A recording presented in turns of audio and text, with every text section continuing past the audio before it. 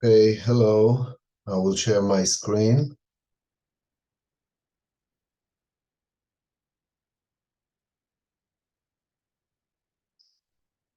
Okay. Hello to you all. My name is Elhadif. I'm from Ariel University in Israel. Thank you for having me and my colleague Dr. Edna Langenthal at this important conference where I can share with you my thoughts and reflection about research versus design intelligence. I have a lot to say, so I will rush right into the first issue. Practicing skill versus the discovery of new knowledge, a linear versus open source process. Every school questions itself periodically, review the inventory it inherited from previous generation. It should ask, what is architecture and what is its significance? How does one teach it and how does one do architecture? Why do we need to teach this or that content, and so forth? The questions of what is essential and what is secondary in the curriculum is hardly ever a purely technical question. The question often arises because of significant changes in worldview and how we perceive not just the necessity of the content itself, but also ourselves in relation to architecture. If you ask people, especially those in official position, about certain types of content, they will most likely say it is unlikable that they are unnecessary. But sometimes we do things simply because we are used to doing them, because they have become tradition, and perhaps they create a sense of continuity with the past. I think that the question is not just how much of this or that content we need, but rather what is the reciprocal relation should be between education and practice and research, and what we set up giving those relations, considering technological and cultural changes. Still, the pathway and tools of the creative act that integrate the individual and his consciousness so that his creation has meaning remain a puzzle to me. It is obvious that many lecturers wish their students to study and appreciate architecture, its inherent applicability, and the intellectual and other beauty it embodies. An architecture student acquires both professional knowledge and job skills. Most schools teach and practice more or less the same linear studio stages, even if the order and combination of years are different. In each of these stages, there is a progressive change between the time devoted to acquiring knowledge, skills, and meaning, and the time devoted, if any, to new knowledge, which for the most part we credit with the dimension of research. We could even say there is a difference between the discourse of the perception of architecture as providing solution and addressing the problem or program, and the architectural discourse that deals more with an integrative approach and thought, and not necessarily Aristotelian. If you wish, the difference between solving the problem and talking about it. There are instances in which architecture is perceived as being broader field, a means of examining things and not just constructing them. Like, for example, the reference to the house by John Hedjak, Wall House, and his fascination with the genesis of symbols, or Raymond Abraham's House Without Room, which with all the spatial concept of dwelling, or similar approach used by quite few architects who wonders about the space, about the wall, about the shelter, dwelling, or life. Here it might be appropriate to clarify and distinguish between two types of new knowledge, as defined in the book Change. There is the first order of new, in other words, new knowledge within a given framework, which I think is intended mainly for the student. Then there is a new knowledge of the second order, that is, new knowledge which comes from outside the given framework and is intended for the student and the lecturer alike. Make no mistake, every good project involves thinking outside the box, but I would argue that the curriculum is mostly built on scale that varies between the acquisition of recognized knowledge, professional skills, and mediation, which is the first order, and between wondering about them, the second order, and how the dominance of these are found in the student thinking at the end of his training as an architect. Of course, the less work on skills, the more room for new knowledge, and vice versa. So the question remains, in today's generation, to what extent is the critical discourse that is surely practiced in the studio really inherent in the student aspiring to become a professional? Or in the words of Brunelleschi, to what extent can a person enter the world of architecture with his own voice? Quite a few students learn that on the academic level, architecture is limited to argument mostly based on arbitrary authority. That is, the lecture, and that what they are dealing with is not necessarily applicable to life outside the studio. Even during conversation with instructor, I sometimes hear, I am not a theoretician, but a practitioner. A kind of prejudice that if you engage in theory, your creativity is inferior, and vice versa. Needless to say, integration of the two is best. You can always practice mindless art or artless theory, and one should beware of that. All that make me wonder about the mythology, including the studio, wondering if perhaps there is another way. Instead of linear curriculum, as I have already mentioned, creating a set of changing problems posed by the mentor or the leader, but to emphasize that the study and even the studio can be a kind of open source, a kind of democratization of the information that does not necessarily deal with a linear hierarchy or problems of size and complexity, but with special and critical field of interest. Architecture as a way of creating and a way of existence, or if you will, thinking architecture, in a manner where an issue is conceptualized and open to communication with other intellectual fields. To put it in another way, a more decentralized system dealing with changes and new knowledge of the second order, in which the student finds his way of approaching the world of meaning in architecture from the beginning. The second issue I would like to speak about is interaction between academia and practice and the problems defining an act of creation. Given society growing conflict and uncertainty, a professional dialogue is particularly important, and I welcome this conference. And I want to ask, what kind of interaction exists between academia and practice? Since the nature of practice is usually in the realization of ideas and existing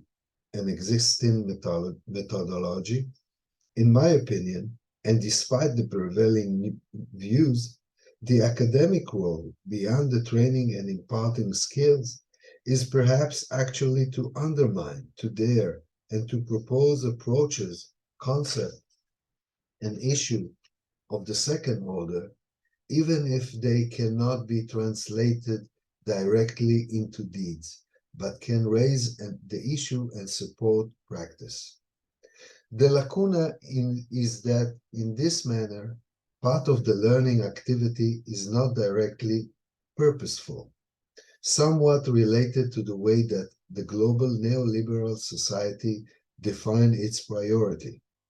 that is, prevailing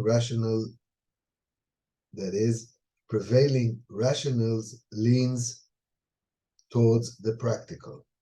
Let's talk a bit about research. Typical research discourse is conducted in a lab, a transnationally bubble, usually closed and inaccessible to anyone who is not an expert. This is not the case in architecture. Our lab is in the studio. We supposedly speak the language of the layman, at least I hope so, which is theoretically available to everyone.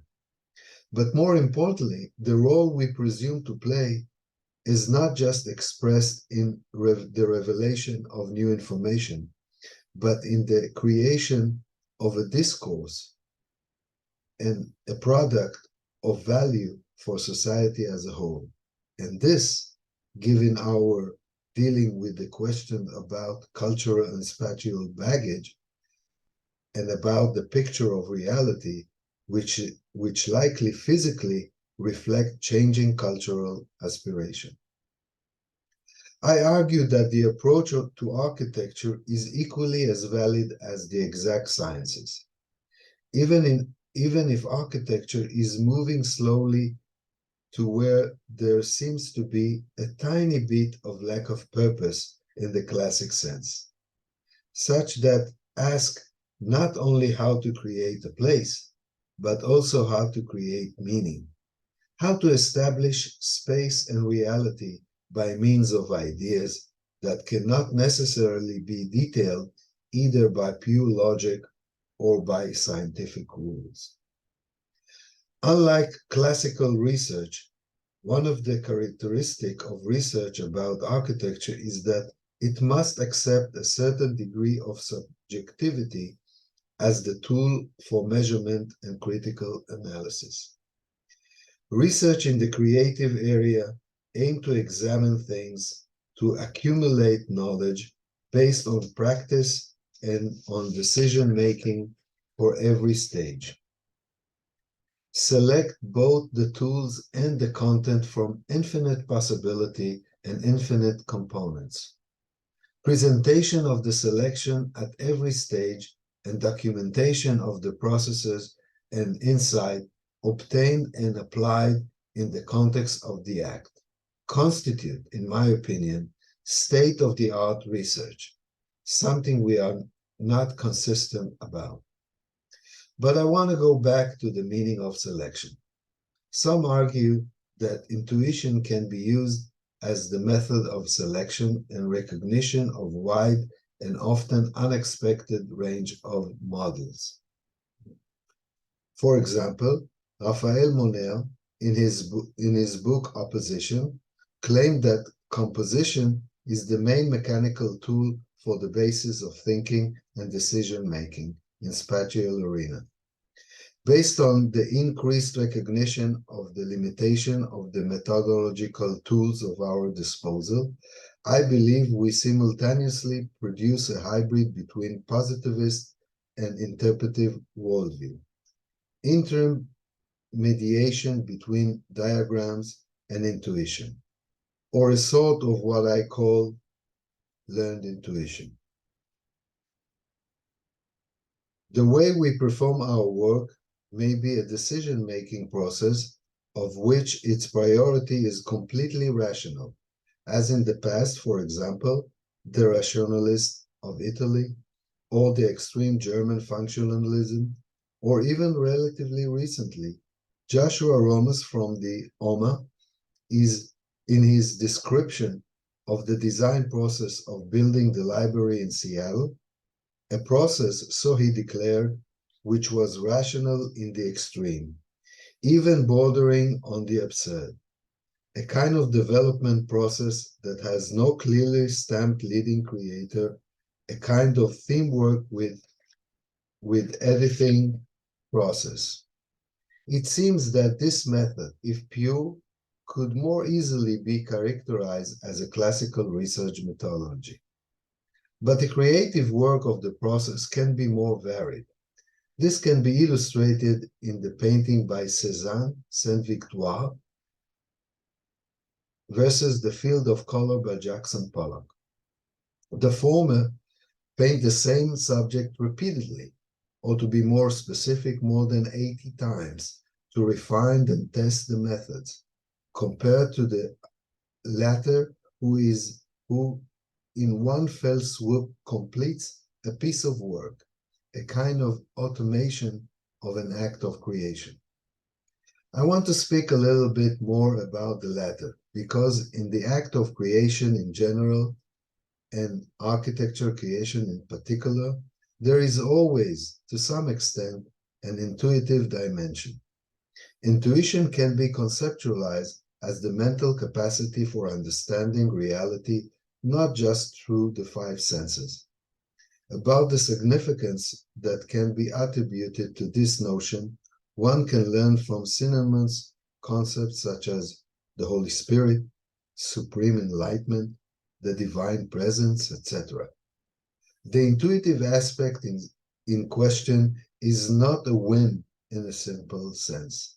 For example, it can be compared to the human mind being like a lake into which different streams flow, some of them from internal springs and most of them from the outside sources. These are then diluted in the delicate balance that characterized everyone, and the creation is created from this lake. The learned intuition is in the instruments and most closely describe how we operate. This intuition comes from habit and experience. In fact, insight based on information, even if it is not always possible to follow the mental process.